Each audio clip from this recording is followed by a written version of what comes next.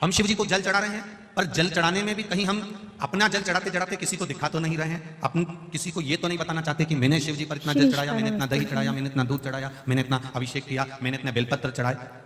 शिव महापुराण की कथा यहां तक कहती है, आप अगर 1.25 लाख बेलपत्र शंकर को समर्पित कर रहे हो, आप 1.25 लाख कमल के पुष्प शंकर जी को समर्पित कर रहे हो, तो शिव महापुराण की कथा कहती है कि एक शंकर जी पे चढ़ा हुआ बेलपत्र ही उठाकर धोकर अगर आपने शंकर जी को चढ़ा दिया तो वो 1.25 लाख बेलपत्र के बराबर हो जाता है।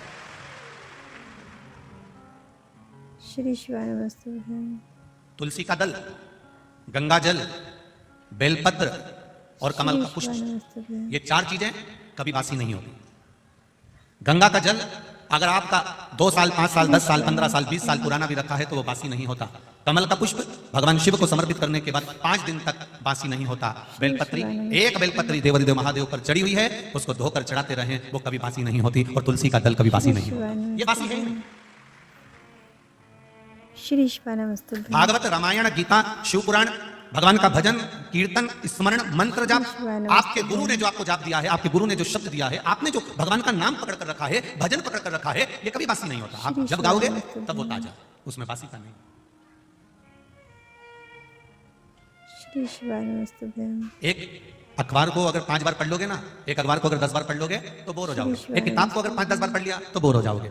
एक मैगजीन को 5-10 बार पढ़ लिया तो बोर हो जाओगे, मन नहीं लगेगा कि ये मैगजीन हमने पढ़ चुके हैं, ये अखबार हम पढ़ चुके हैं, ये किताब हम पढ़ चुके हैं। पर एक शिव महापुराण को आप हजारों वर्षों से श्रवण करते करते आ रहे हो, भागवत जी को 5200 वर्ष से सुनते हुए आ रहे हो, रामचरितमानस को जीवन आप लोगों का निकल गया, सुनते सुनते दादा परदादा अपनी जिंदगी निकाल लिए, पर आज तक उसको पढ़ते पढ़ते, आज तक उसको सुनते सुनते ये कभी ऐसा मन में भाव उत्पन्न नहीं हुआ कि अब मेरा सुनने का मन नहीं करता, अब मेरा पढ़ने का मन नहीं करता। इसको जितना सुनो, जितना पढ़ो, जितना धारण करो, ये उतना उभर कर हमारे सामने आता। जैसे कोटेश्वर की कथा में पंचपुष्प शिव महापुराण की कथा है, आज पूरा विश्व इस 5 दिन की कथा में भगवान शंकर को चढ़ने वाले 5 पुष्प को जानने के लिए बैठा है, पूरा विश्व बैठा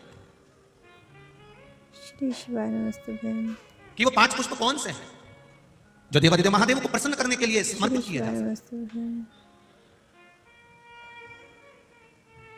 और पुष्प की भी मूलता वो है। कितना विचित्र है हमारा शास्त्र, वायु पुराण कहता है, श्री शिवानमस्तु। जब आपका स्नान नहीं हुआ, आप बगीचे में गए हो, आज्ञा लेकर किसी के वृक्ष से पुष्प ले रहे हो, किसी टाली से पुष्प ले रहे हो, तो उसके मालिक से आपने पूछकर उस पुष्प को आपने तोड़ लिया, भगवान को समर्पित कर। और यदि वही पुष्प आप बिना पूछे, जिसका बगीचा है, जिसका पौधा है, जिसका पेड़ है, उससे तुमने पूछा ही नहीं, और तुमने तो सोचा हाँ सवेरे सवेरे कौन देख रहा है, फूल तोड़ा लिया और शंकर जी को चढ़ा दिया, तो शिव महापुराण की कथा कहती है ये पुण्यता का कार्य नहीं है, ये पाप कर्म की शुरुआत हो जाती है, इसमें सुख का अनुभव नहीं होता।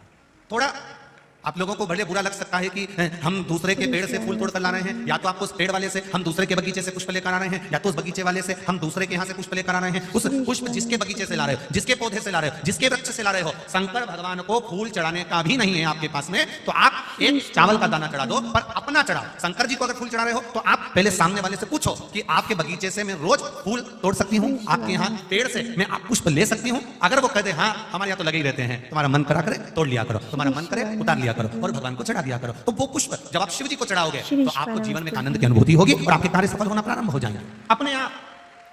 पर यदि हमने चोरी कर चुपचाप से जाकर पुष्प को चुरा लिया, बगीचे से निकाल लिया, और तुमने सोचा मैं भगवान का श्रृंगार करूंगी, मैं भगवान को सजाऊंगी, मैं भगवान का अलौकिक श्रृंगार करूंगी, तो उसमें पुण्यता का भाग नहीं आता महाराज, उसमें सुख का अनुभव नहीं होता, उसमें आनंद का अनुभव नहीं। श्री शिवानमस्तुभ्यम साथियों, सादर जय श्री कृष्णा। साथियों, वीडियो में दी गई जानकारी अगर आपको उपयोगी लगी हो, लाभदायक लगी हो, तो प्लीज़ वीडियो को लाइक कीजिएगा और ज़्यादा से ज़्यादा लोगों को शेयर कीजिएगा। और गुरुदेव द्वारा बताए गए शिव महापुराण के नए नए उपायों को जानने के लिए और गुरुदेव की कथा के दास्तत्व को ग्रहण करने के लिए मेरे चैनल को सब्सक्राइब कीजिएगा। मिलते हैं गुरुदेव की अगली कथा के साथ, तब तक के लिए अपना और अपने का ख्याल रखिए।